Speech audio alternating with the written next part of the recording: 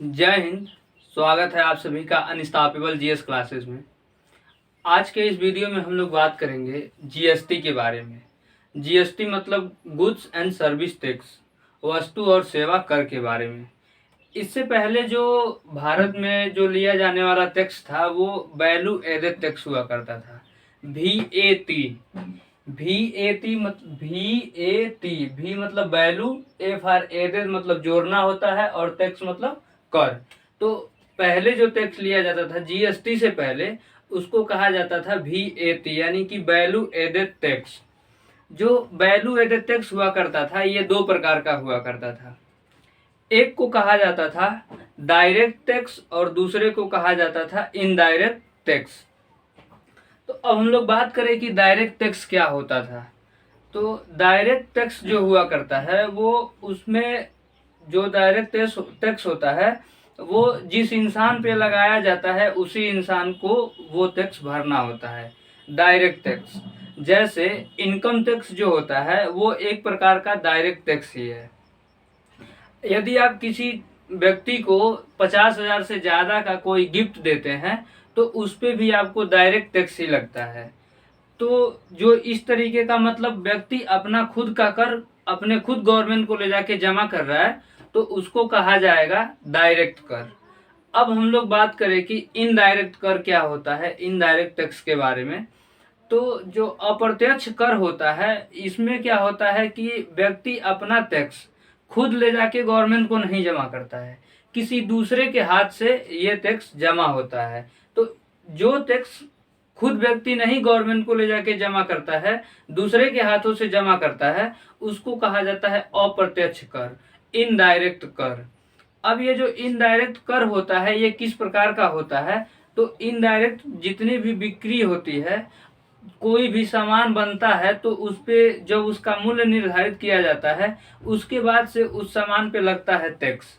वो टैक्स हम क्या करते हैं कि किसी दुकान से कोई सामान खरीद के लेके आते हैं। मान के चलिए कि हम किसी दुकान से 10 रुपए का एक बिस्किट पैकेट खरीद के लेके आते हैं। बिस्किट का पैकेट 10 रुपए का खरीद के लेके आते हैं, उस पे मान के चलिए कि 1 रुपया टैक्स लगा हुआ है। तो वो 1 रुपया टैक्स जो होता है हम ले जाके गवर्नमेंट को तो देते नहीं है, हम तो उस दुकानदार वाले को देते हैं। 10 रुपया वो कहता है तो 10 रुपया हम उसको देते हैं। तो वो टैक्स हम क्या किए, दुकानदार वाले को दे दिए जिसके दुकान से हम खरीदे, यानी कि 10 रुपये का सामान नहीं है उसमें टैक्स इंक्लूड था।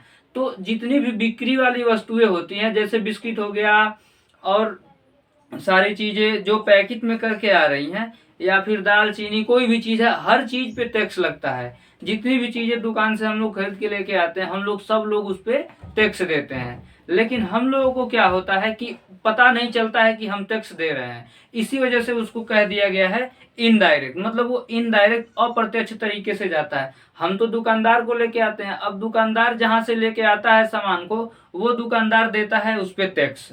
तो इस प्रकार से हुआ करता था इनडायरेक्ट टैक्स। अब इसमें क्या होती थी कि जो डायरेक्ट टैक्स देते हैं वो भारत में मतलब मुख्य रूप से 2% लोग जो हैं वही लोग डायरेक्ट टैक्स को देते हैं। जो 2% लोग हैं, ये 2% जो लोग हैं ये आते हैं इनकम टैक्स के दायरे में। तो ये लोग अपना टैक्स डायरेक्ट रूप से दे देते हैं सरकार को।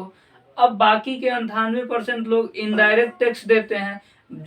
इनडायरेक्ट टैक्स देते हैं तो 2% वो और 98% यानी कि 100% लोग क्या करते हैं, टैक्स देते हैं। अब इस टैक्स में जो VAT टैक्स थी यानी कि वैल्यू एडेड जो टैक्स है, इसमें बहुत ज्यादा चोचलेबाजी होती थी। लोग टैक्स की चोरी करते थे। जब चोरी करते थे तो इसको हटा के और लाया गया जीएसटी। तो जीएसटी का नाम है गुड्स एंड सर्विस टैक्स, वस्तु और सेवा कर। अब भारत में जो जीएसटी लाई गई वो जीएसटी लाई गई केलकर समिति के सिफारिश पे। केलकर समिति के सिफारिश पे भारत में जीएसटी लाया गया। ये अपने जो भारत में जीएसटी है वो कनाडा के जीएसटी मॉडल पे आधारित है। और संसद के 101वां और 122वां संशोधन द्वारा, संसद में 101वां और 122वां संशोधन द्वारा जीएसटी को भारत में लागू किया गया। जीएसटी को भारत में 1 जुलाई 2017 को लागू कर दिया गया। 1 जुलाई 2017 को लागू कर दिया गया जीएसटी भारत में। पहला राज्य जीएसटी लागू करने वाला है असम। भारत का कौन सा राज्य सबसे पहले जीएसटी को अपनाया, तो जवाब क्या होगा? असम।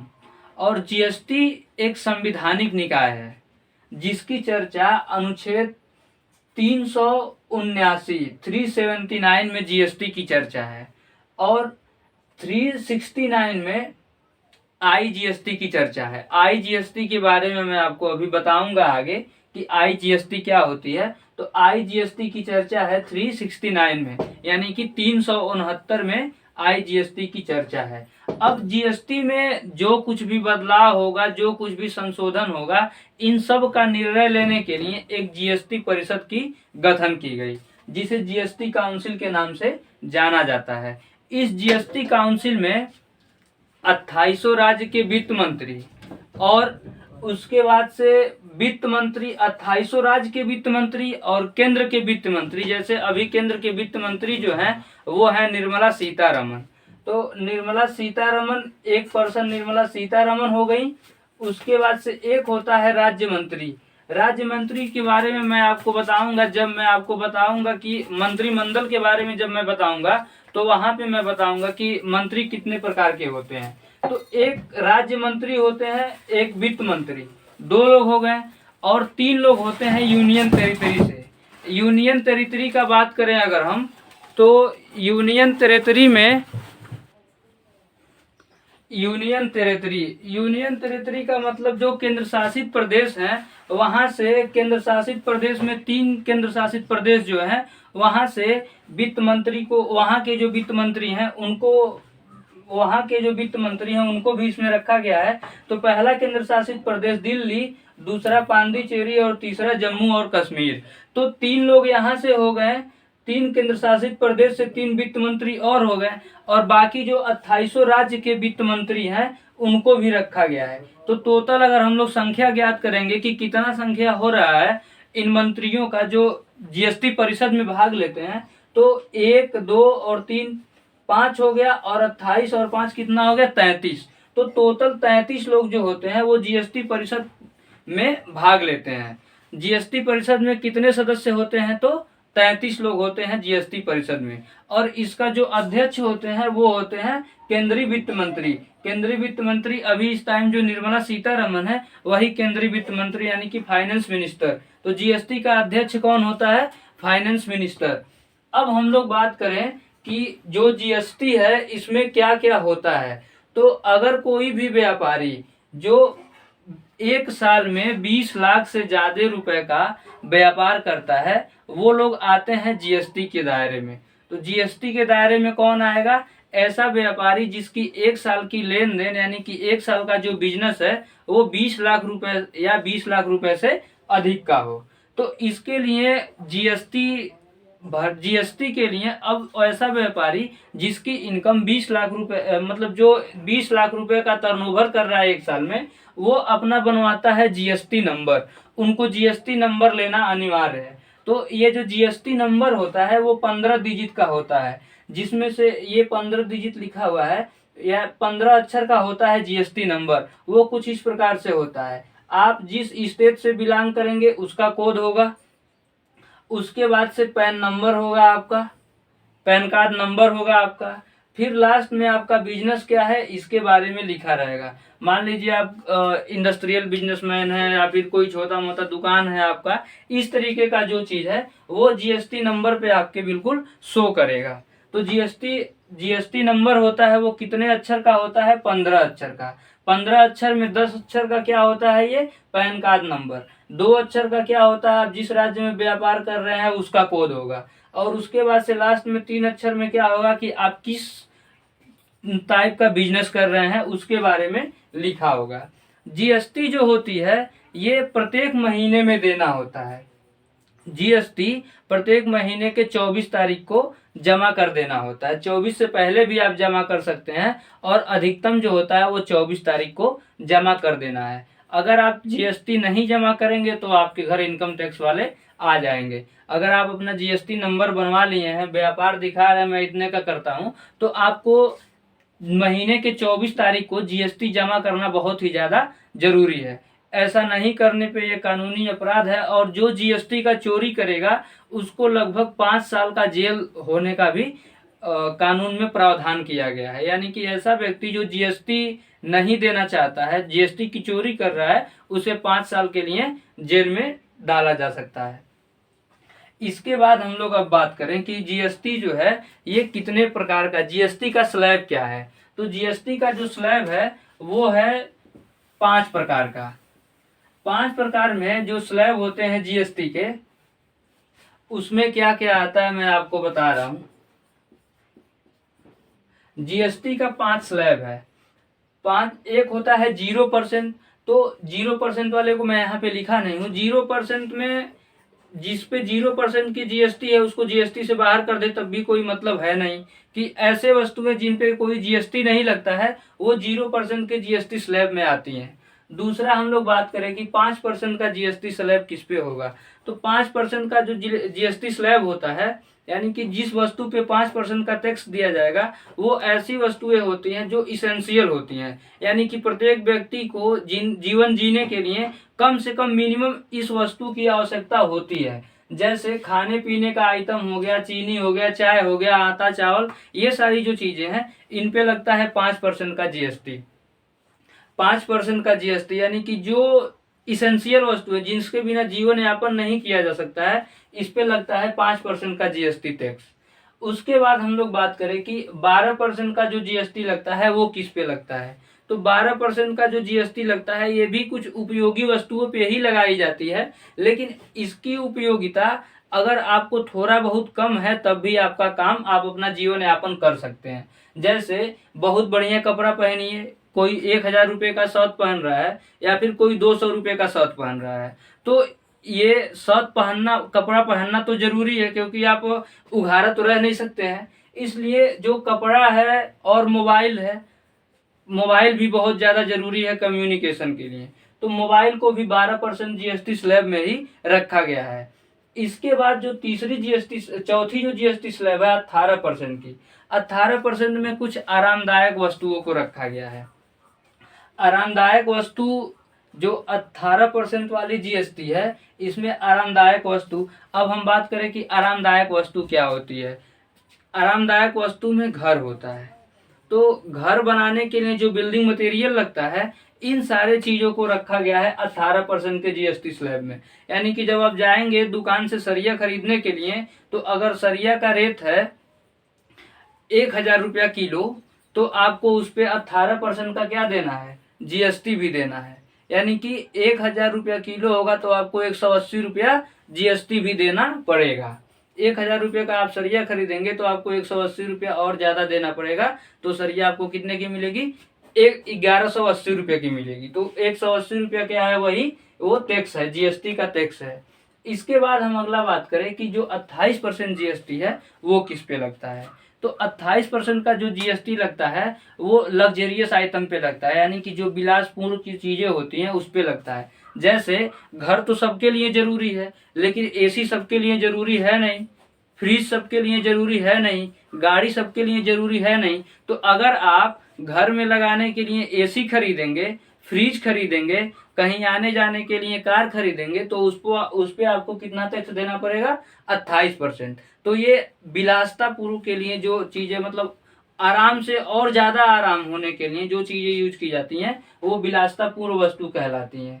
इसके कैटेगरी में वैसी वस्तुएं आती हैं जो काफी कॉस्टली भी होती हैं और लग्जरियस जीवन यापन करने के लिए काम आती हैं। एक जीएसटी में सबसे जो गलत काम हमको लगता है वो ये है कि ये जो 18% की जीएसटी है आरामदायक वस्तु के लिए, ये शिक्षा पे भी लगा दिया गया है। शिक्षा पे 18% की जीएसटी लगाई गई है।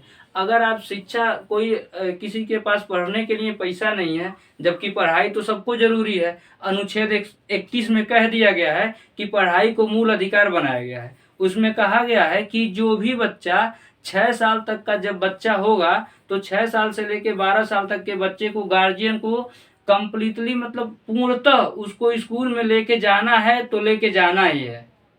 मतलब 6 से 14 साल के बच्चा, जो बच्चा होगा 6 साल से लेके 14 साल के बीच में, उसको पढ़ाना जरूरी है, वो उसका मूल अधिकार है। तो अगर पढ़ाना किसी को जरूरी है तो आप यहाँ 18% जीएसटी में उसको क्यों रख दिए। इसलिए ये जीएसटी जो है 18% में जो शिक्षा को रखा गया है, इसको हमारे हिसाब से शिक्षा पे कोई जीएसटी नहीं होना चाहिए, यानी इसको 0% वाले में रखना चाहिए। अब एक बात और है, अगर आप लोग ज़्यादा चीज़ें जान जाएंगे, पढ़ लिख लेंगे, तो जो नेता मिलके जीएसटी संसद में जो बैठे हुए हैं सांसद लोग, जो जीएसटी का कानून बनाते हैं और उसको पास कर लेते हैं, उनके ऊपर आप सवाल उठाएंगे। इसलिए वो लोग लाके उठा के डाल दिए इसको कि शिक्षा पे लगा दो 18% का जीएसटी। सरासर गलत है। उसके बाद अब हम बात करें कि जीएसटी के प्रकार के बारे में। अभी हम लोग स्लैब ऑफ जीएसटी देखे 5 तारीख के, 0, 5, 12, 18, 28। अब हम लोग देखें जीएसटी के प्रकार के, जीएसटी कितने प्रकार की होती है। तो जीएसटी जो होती है वो मुख्य रूप से 4 प्रकार की जीएसटी होती है। सीजीएसटी मतलब होता है सेंट्रल जीएसटी, जो सेंट्रल गवर्नमेंट को यानी कि जो केंद्र सरकार को जीएसटी जाता है उसे सीजीएसटी के नाम से जाना जाता है। उसके बाद हम बात करें एसजीएसटी की, तो एसजीएसटी जो होती है वो स्टेट गवर्नमेंट को जाने वाली जो जीएसटी होती है उसे एसजीएसटी कहते हैं। और यूटी जो यूनियन टेरिटरी यानी केंद्र शासित प्रदेश का जो जीएसटी होता है उसको यूटी जीएसटी के नाम से जाना जाता है। फिर उसके बाद से अब हम बात करें कि ये जो आईजीएसटी की, तो आईजीएसटी होती है एक इंटीग्रेटेड जीएसटी। इंटीग्रेटेड जीएसटी जो होता है, यहाँ से तो आपको पता चला कि ये सिर्फ केंद्र सरकार को जा रहा है, और एस जीएसटी से पता चला कि ये राज्य सरकार को जा रहा है, और यूटी जीएसटी से बात पता चला तो ये यूनियन टेरिटरी को जा रहा है। अब आईजीएसटी जो है इसको इंटीग्रेटेड जीएसटी के नाम से जाना जाता है, यानी अखंड जीएसटी, अखंड गुड्स एंड सर्विस टैक्स। इसमें क्या होता है कि अगर आप मान लीजिए कि हम अभी उत्तर प्रदेश में किसी सामान की मैन्युफैक्चरिंग कर रहे हैं, कोई चीज उत्तर प्रदेश में बना रहे हैं, और ये सामान उत्तर प्रदेश से बाहर, यानी कि मान के चलिए कि उत्तर प्रदेश से बाहर बिहार में गया, और बिहार में सामान मेरा बिक रहा है, तो सामान का उत्पादन कहाँ पे हो रहा है? उत्पादन जो हो रहा है, उत्पादन हो गया हमारा यूपी में, और इसकी बिक्री कहाँ पे हो रही है? बिक्री जो हो रही है ये हो रही है बिहार में। तो जब बिहार उत्पादन हुआ उत्तर प्रदेश में सामान का और बिक रहा है बिहार में, तो जब बिहार में बिकेगा तो बिहार गवर्नमेंट इस पे क्या करेगी? अपना एसजीएसटी लगा देगी ना।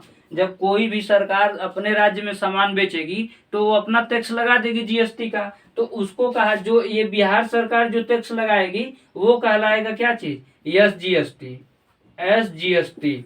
और उत्तर प्रदेश सरकार बनाया हुआ है इसको, तो जो बनाया वो तो अपना सामान बेच दिया बिहार राज्य सरकार को। अब बिहार राज्य सरकार इसको ले ली सामान को, अब ये बेचेगी किसी न किसी व्यक्ति को, तो बिहार राज्य सरकार जो होगी, मान लीजिए इस पे 100% का टैक्स अगर लगा रही है जीएसटी का, तो उत्पादन हुआ उत्तर प्रदेश में, बिक रहा है बिहार में, तो यहीं पे जो उत्पादन होगा बिक रहा है जो बिहार में, बिहार तो 100% जीएसटी के साथ उसको बेचेगा। लेकिन अब क्या करेगा बिहार कि इसमें से 50% जीएसटी केंद्र सरकार को दे देगा।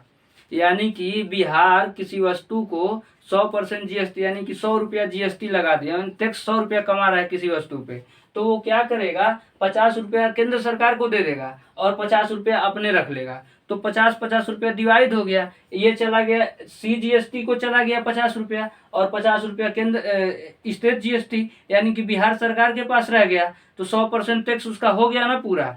तो अगर कोई सामान किसी दूसरे राज्य में बनता है और दूसरे राज्य में बिकता है तो उस सामान पे लगता है क्या? आईजीएसटी। आईजीएसटी में 50% हिस्सा किसका होता है? केंद्र सरकार का, और 50% हिस्सा किसका होता है? जो राज्य सरकार उसे बेच रही होती है उसका होता है। अब एक और बात करें, आईजीएसटी में एक चीज और आती है, अभी ऑनलाइन शॉपिंग हो रहा है बहुत ज्यादा, ऑनलाइन सामान की परचेजिंग बहुत ज्यादा हो रही है। तो इस परचेजिंग में क्या होता है कि जब कोई चीज आप ऑनलाइन खरीदेंगे तो उस पर पूर्ण रूप से कंप्लीट रूप से बस सिर्फ और सिर्फ आईजीएसटी ही लगता है। तो यहाँ किसी वस्तु को अगर ऑनलाइन खरीदा जा रहा है तो आप जो टैक्स देंगे उस वस्तु पे सीधा किसको चला जाएगा? केंद्र सरकार को चला जाएगा। तो उम्मीद है आप लोगों को जीएसटी के बारे में सारी चीजें पता हो गई होंगी, और अगर वीडियो में आप लोगों को कहीं कोई दिक्कत हो जीएसटी को समझने में तो आप हमसे कमेंट करके बता सकते हैं, मैं उसे बताने का प्रयास करूंगा आपको। और वीडियो आपको अच्छा लगे तो चैनल को ज़्यादा से ज़्यादा शेयर कीजिए, लाइक कीजिए और सब्सक्राइब कीजिए। अब मिलेंगे अगले वीडियो में। जय हिंद।